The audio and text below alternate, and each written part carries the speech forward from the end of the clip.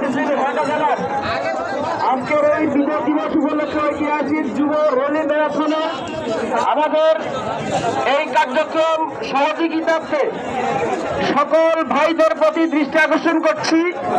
আমরা 3 লাইনে ডান পাশে, বাম পাশে এবং মাঝখানে এভাবে লাইন করে দাঁড়াবো।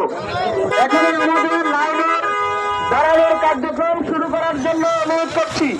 আমরা এখন যেভাবে আছি এভাবে থাকবো না, আমরা রেলির মতো করে 3 লাইন, রাস্তার 2 পাশে 3 লাইন, মাঝখানে 1 লাইন, এভাবে সারিবদ্ধভাবে দাঁড়ানোর জন্য বিনীত অনুরোধ করা হলো।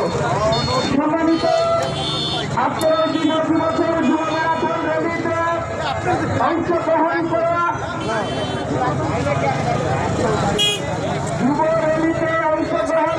ভাইদের প্রতি দৃষ্টি আকর্ষণ করছি।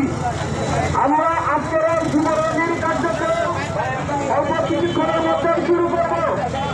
আমাদের আজকের এই যুব র্যালির নেতৃত্ব দিবেন বাংলাদেশ জামায়াত ইসলামী কেন্দ্রীয় মজলিস শূরার অন্যতম সদস্য, ঢাকা জেলার সংগ্রামী আমির জনাব মাওলানা দেলোয়ার হোসেন।